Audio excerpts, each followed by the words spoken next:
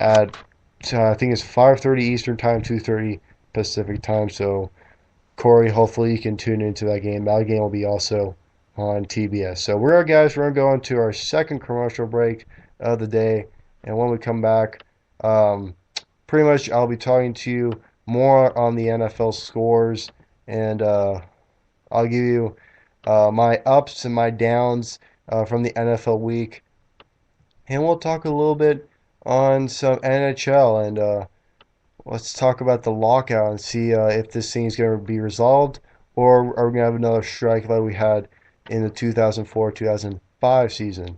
When we come back to Steven Sports Hour here on Spreaker.com.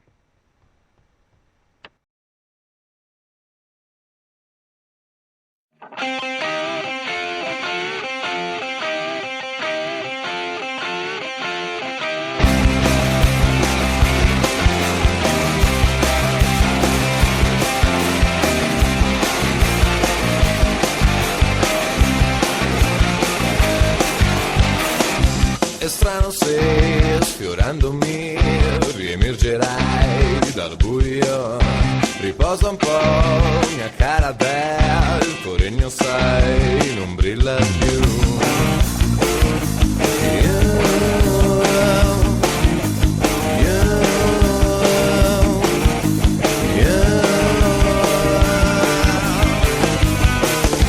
È strano se la novità si prenderà. Com'era semplice scendere da dove tu non puoi. Quest'autunno rosso io ti perdo e ancora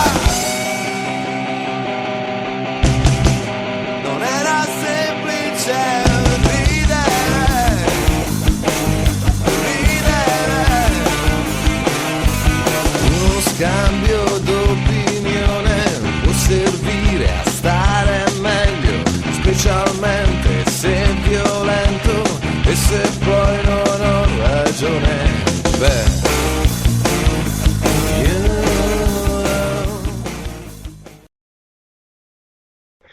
And welcome back to Steven's Sports Hour here on Spreaker.com. And I'm actually not going to do any NHL because I don't think a lot of people are really talking about the NHL. And I found that I should do some college football, so I'll do that right after I take care of the rest of the NFL scores. I was talking to you guys about the scores before Nick Rice came onto the show, and let's continue.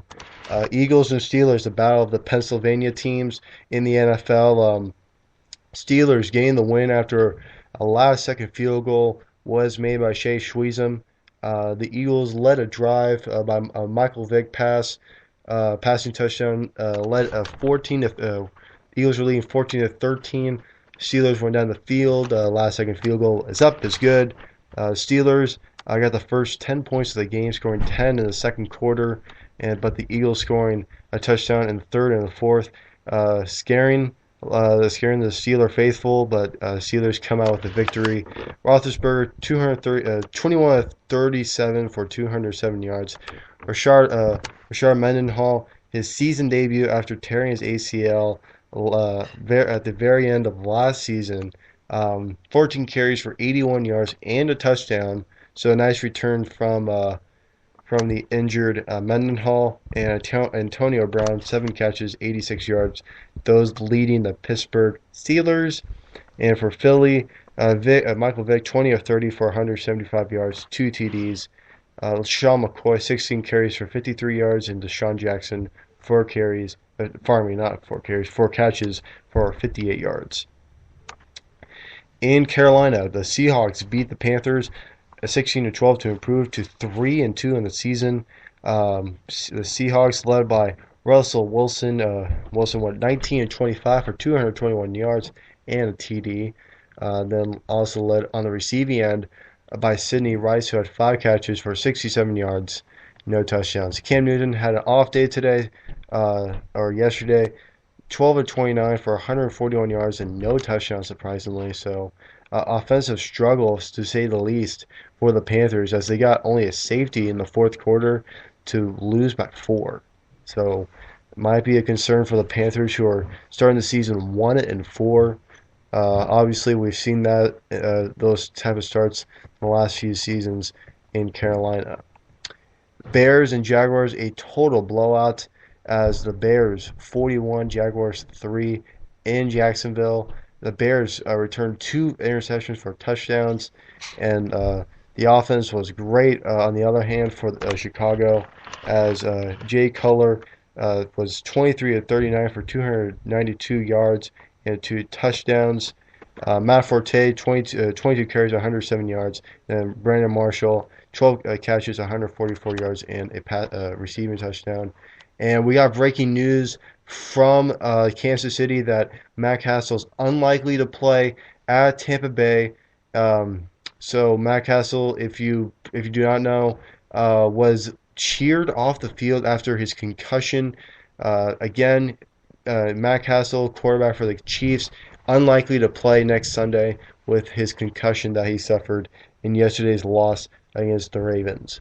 Let's go to the Mall of America field in Minneapolis as the Vikings improved to 4-1.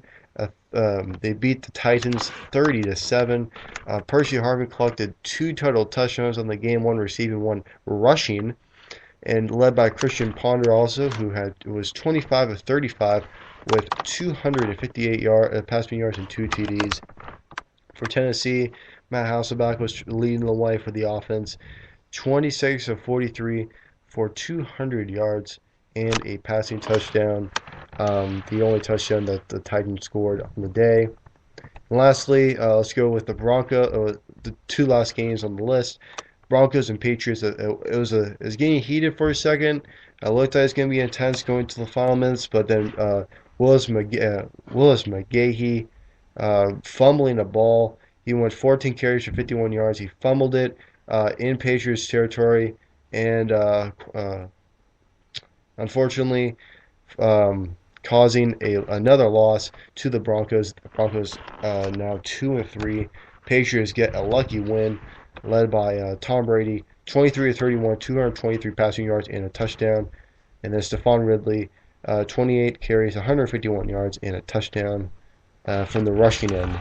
And the Saints and the Chargers, we already talked about what happened with Drew Brees. He had 4 passing touchdowns. That's my bad. He had 4. And Marquise Colston had a terrific game. 9 catches for 131 yards and 3 touchdowns. And both of those guys are on my fantasy team. They both gave me 40 points, so I'm a happy man from those 2 guys, and they got me the win. So I'm very happy so far this week, and possibly get the win. And let's see if and we got some. Do you guys talk about fantasy? So I gave you a little bit there, Corey, on Drew Brees and Marquise Colston. We don't really do a lot on fantasy. I think that the NFL going with Nick and Phil. I think they do that more. Tune into their show at 7 Pacific, 10 Eastern, Corey. You can tune into them, and I think they'll do a little bit of fantasy. But I think the best games fantasy-wise was from Drew Brees and Marquise Colston. Both gave me 40, like I said. And Michael Vick gave me 6. That was what I think that was the reason, mainly because of he didn't really have the best game I've really seen. And I can show you from here. Michael Vick, 20 of 30, 175 yards, 2 touchdowns. But I think the turnovers really cost you a lot of points, Corey, and so that's unfortunate. And the Eagles, they go down 3-2, and concern, I suggest it. And last but not least, let's take you to some NCAA football. The new rankings came out yesterday, and a big switch in the rankings as Alabama, Oregon, they're the 2 teams in the top 5 that are the same. But as for the other teams, South Carolina, Florida, and West Virginia, moving on up. South Carolina from number 5 to number 3 after their win over Georgia. Florida goes to number 4, replaces LSU at number 4 after they beat LSU at the Swamp in Gainesville. And West Virginia Another shootout, this time against Texas. They beat Texas, improved to 5-0, led by Heisman candidate and front runner right now in Geno Smith. Kansas State, Notre Dame, and Ohio State go up also with their wins this week. Notre Dame beating Miami, Ohio State uh, crushing Nebraska, and then after that it goes LSU at number 9, who lost to Florida, like I said, and then unbeaten Oregon State. They're 4-0. Surprise, right? As your top 10. This is from the AP Top 25. I'm not a big fan of the USA Today poll. I'm more of an AP type of guy. And then after that goes USC, Florida State. Florida State going down 8 spots after being upset by NC State. Then goes Oklahoma, Georgia, who lost to South Carolina, Texas, who lost to West Virginia, then Clemson, Stanford, Louisville, Mississippi State, and Rutgers. That goes down 11 through 20. Then 21 through 25, it goes Cincinnati, Texas A&M, Louisiana Tech, Boise State, and Michigan. And those are your your standings, or not standings, but rankings from football. And Corey also asked, who plays tonight in football? It's the Texans and it's the Jets on Monday night. That's a pretty good game if you want to watch some two pretty good teams. I should say actually one. Jets are not not having their best start to the season right now, plus losing Santonio Holmes for the season with his foot injury that he suffered against San Francisco last week. So, and then also a situation at the quarterback spot. They're thinking of putting in Tebow as a starter, and that's just going to raise more concern. And but life goes by itself. So, and then quickly, NCAA football.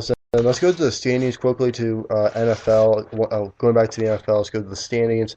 In the NFC, in the East, you have the Eagles and the Giants tied at first with 3-2 records. Dallas in third, 2-2. Washington last at 2-3. NFC North, you have Minnesota and Chicago tied for first at 4-1 each. Green Bay at 2-3 in third. Detroit and dead last, surprisingly, at a 1-3 record.